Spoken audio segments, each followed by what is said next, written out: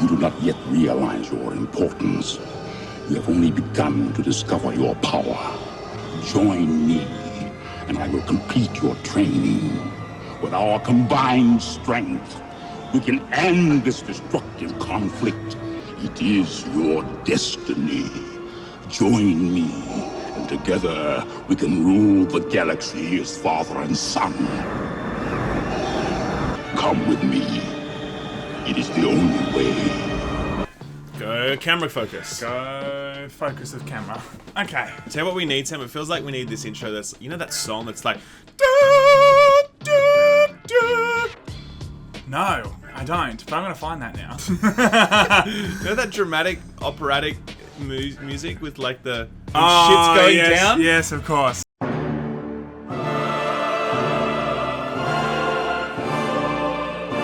We're about to tell you some serious shit that's going down. Seriously, like end times, like the apocalypse is upon us. Like we thought that two evils would never merge, but slowly two like giant that's no moons are just coming together. We're talking, of course, about the rumors that have just come to light that Microsoft is shopping around to buy something big. We're talking a publisher here or something else. And the rumors of who they are buying include our favorite publisher. And drop.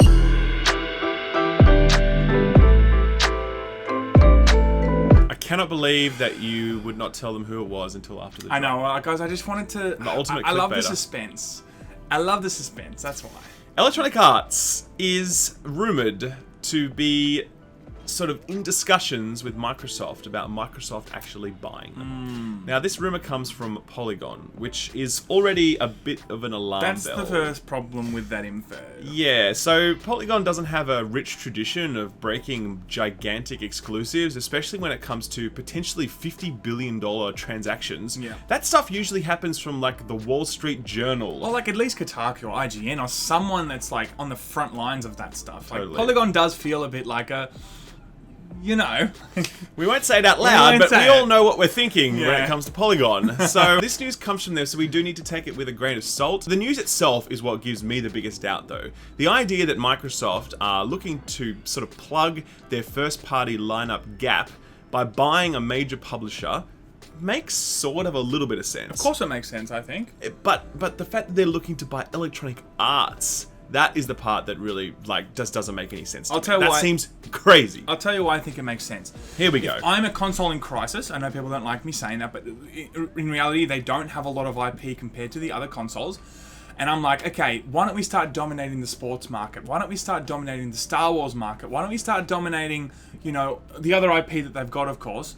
Let's just buy that one publisher, and it puts us back on the map. If you want to play FIFA, if you want to play Madden, if you want to play any of those good games, you got to buy an Xbox, baby. Like that is how you get your... It's a huge play. It would be a massive play. Like that would completely shift the way that you would think of Xbox and their IP. Because the moment you think of Xbox, you might end up thinking of them as being the sports console or the Star Wars console or something like that. It would absolutely be a good boon for Microsoft to own EA. No question about that, right? In terms of the first-party lineup that they would be able to sort of have at that point, the full lineup of sports games, not just FIFA, but Madden and NBA and all that shit. That stuff makes literally billions of dollars every year for EA. The Battlefield series, Star Wars, yes, of Dead Space, Mirror's Edge, which is a little bit dead now, Need for Speed, Burnout, BioWare, you know, like you've got a huge thing there if you were to have that.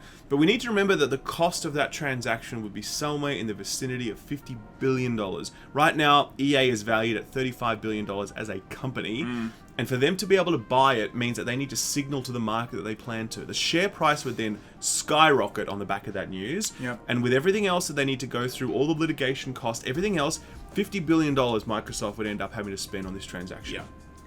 Microsoft currently have about $135 billion of cash to play with. That's what they've got in their war chest to be able to buy. And that's the whole company, by the way. That's not Xbox. It's the whole company. It's a huge amount to spend on one publisher. It's a massive gamble. Exactly. And if I was a CEO of Microsoft and I looked at the technology landscape in the years ahead, I do not think that spending 50% of my capital, of my money in the bank, on one publisher would be a wise investment. But look, maybe they are seeing the future and going, you know what, the future is IP, and it's not going to be consoles, it's going to be streaming services, it's going to be a situation where you pay a monthly subscription, so the person that owns those games are the ones that are going to be getting those monthly subscriptions. So I'm not, like, it is a gamble. It is a gamble to put $50 billion down, you say. $50 billion down. But is it, you know, is it the work? If any company I could think of, it's a good bet. There's no question about owning it would be great, but I just IPs there. Yes, it just seems too risky. It did take a bit of a hit last year in that last quarter. Of course it did, but will it bounce back? Of course EA will bounce back, and it always will bounce back because the strength of the IPs that it covers. Yeah, you know. Now, as we know, Sam, EA is our favorite developer because they have all the best business practices, the best of the best, in fact.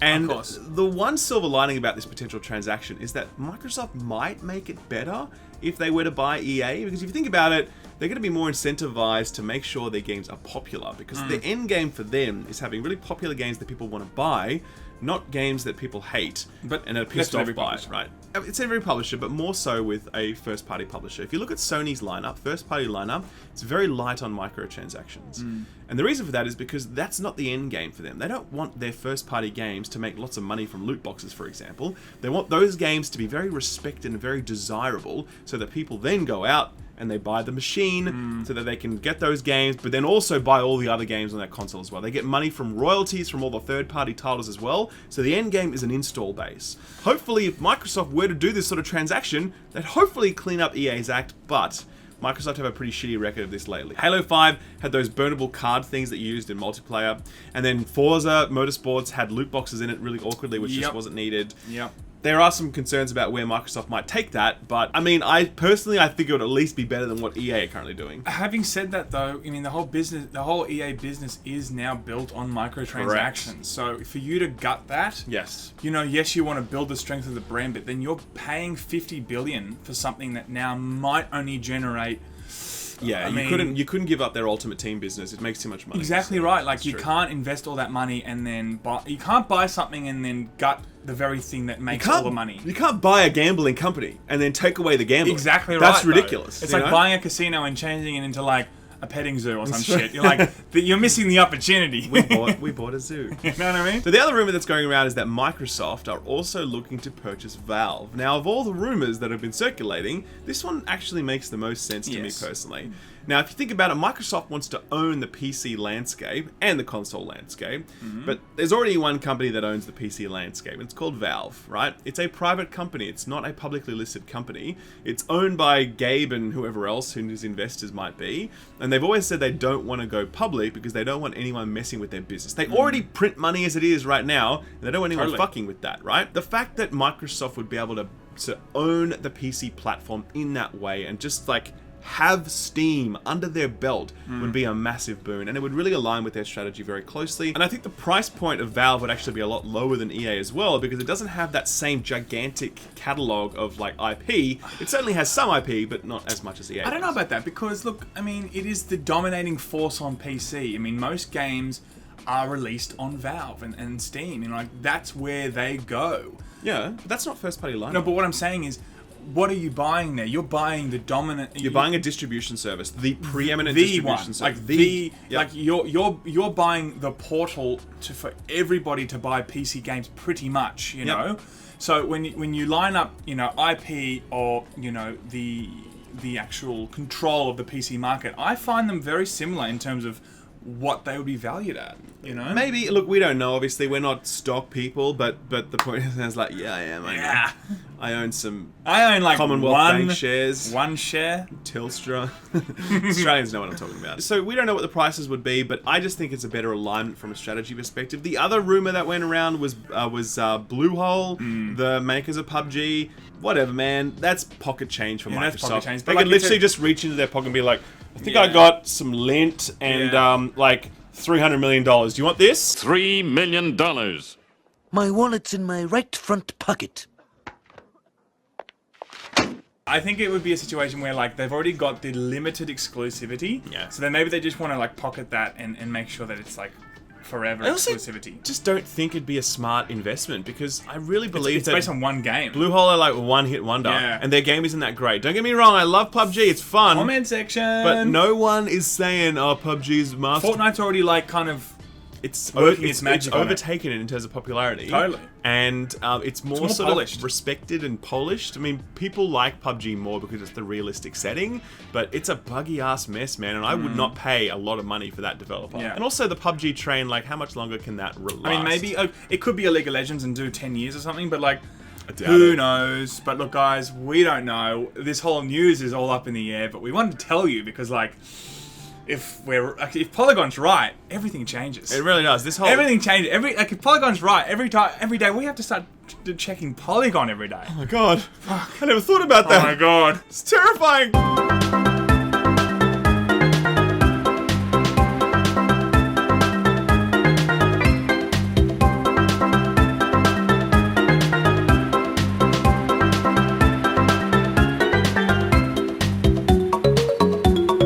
My wallet's in my right front pocket.